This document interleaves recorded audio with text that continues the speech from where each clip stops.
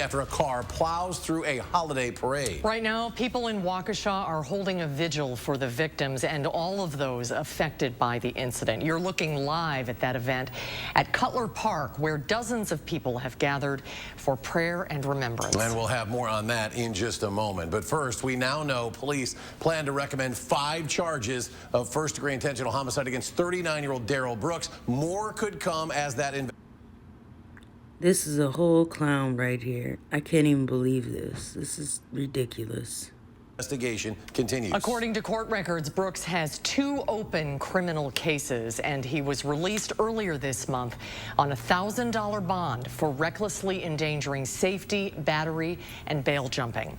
Law enforcement is also releasing the names of the 5 people who were killed yesterday at the parade.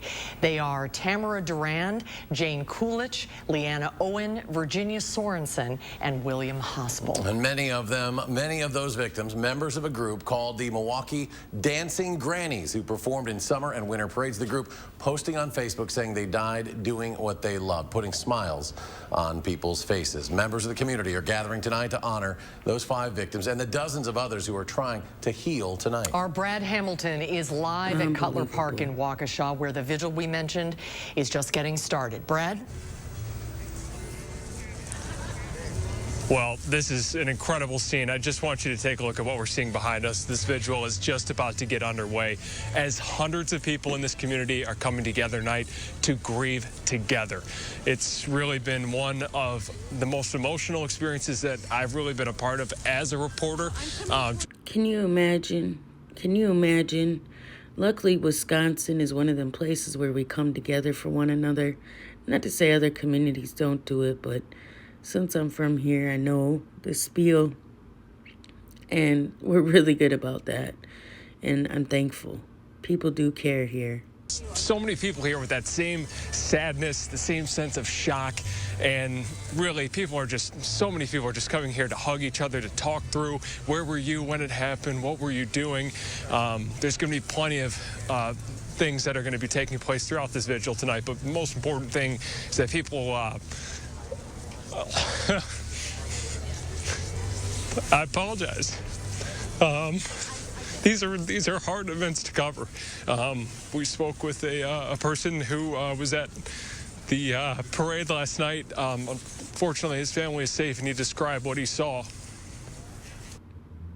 Tried to pull everybody off the street as soon as possible, and my brother and his kids were there, and so just trying to get people out of the way and stay out in case anything else happened. So we all did our best to do what we could in a senseless sort of situation. Jack said his entire family is all safe tonight, and they're all thinking about all the victims involved. And also, we do know that the city of Waukesha has set up a fund for the families that have been impacted. We will continue our live coverage here as this vigil gets underway, but reporting live tonight in Waukesha, Brad Hamilton, News 3 Now. Brad, thank you so much. Okay, so if I go back, I think I can show you this other thing right here.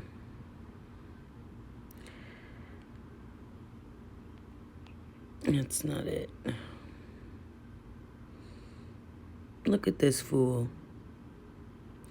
So he's accused of killing 6 people so far and injuring more than 60 others. Yeah, I don't like this numbers game. If I wasn't here to see it, I guess I'd probably think something was sketchy.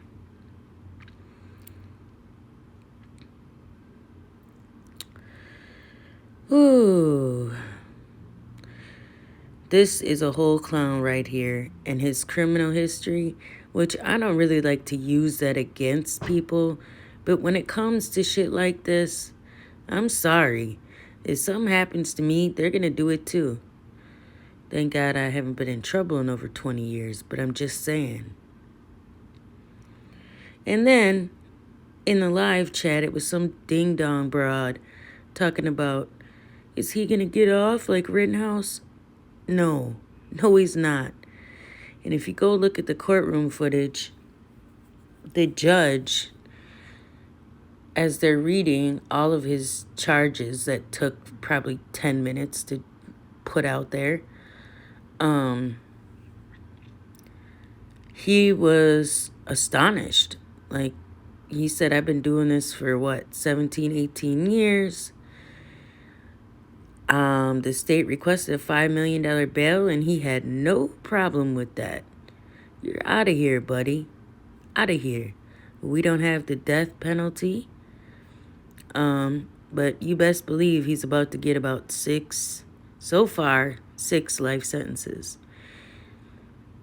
I'll put the link in the description along with his mug shot as the thumbnail. You look at this dude looks crazy. He's crazy. He is. He's crazy.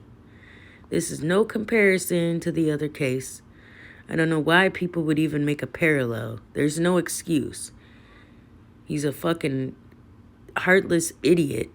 2 deputies on the scene said that they seemed to believe that this was by all intentions, that basically that he meant to do this. Really? You're gonna run from police, and then on TMZ you can see him going up to somebody's door, ringing the bell. The guy comes out like, what's going on? What do you need? He's like, oh, I need to call my Uber. My Uber's... He's a whole clown. But you're out of here. Sayonara.